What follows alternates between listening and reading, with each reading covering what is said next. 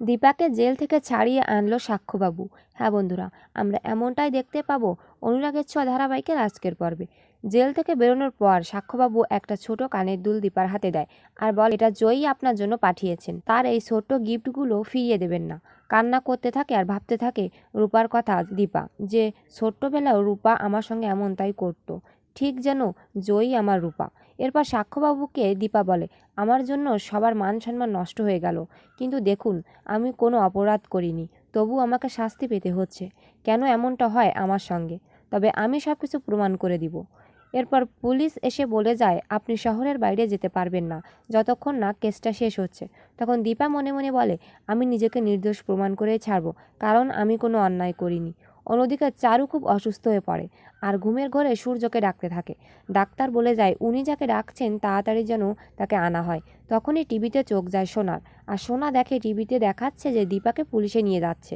সোনা বলে, ওই মহিলা আবার ওখানে কি উল্টোপাল্টা কাজ করছে, আর তার জন্য বাবা আমাদের কাছে আসতে পারেনি।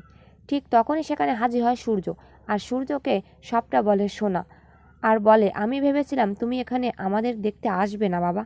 টিভিতে খবর দেখে কাকিমণি বলে, আমাদের মান সম্মান সব এই দীপা নষ্ট করে দিচ্ছে। আর জয়কে উর্মির মা বলে, দেখো তো বাবা, তুমি কিছু করতে পারো কি না দীপাকে ছাড়িয়ে আনতে। তখন জয় আমতা আমতা করতে থাকে। জয়ের এমন অবস্থা দেখে কাকামণি বলে, উত্তরটা তো একেবারেই মিলছে না, আমার কেমন জানি সন্দেহ মনে হচ্ছে জয়কে দেখে।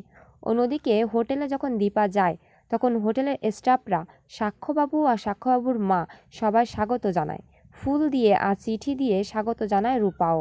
দীপা খুবই খুশি হয়, দীপাকে বিপদে ফেলেছে এটা ভেবে একা একা ঘরে বসে কান্না করতে থাকে জয়, কারণ জয় এটা একেবারেই চায়নি। তখন সেখানে উর্মি চলে আসে। জয়ের এমন অবস্থা দেখে উর্মি বলে, আমাকে সবটা বলো, কি হয়েছে। কাকামণি চলে আসাতে সবটা জেনে যায় সে। জয় কাকামণির হাত মাথায় রেখে বলে, প্লিজ কাকামণি, তুমি এই সত্যিটা কাউকে বলো না। অন্যদিকে দীপা চলে আসে সেখানে, আর কাকিমণি দীপাকে দেখে অপমান করতে থাকে। দীপা বলে, সত্যিটা কখনো চাপা থাকে না, একদিন তুমি সবটা বুঝতে পারবে।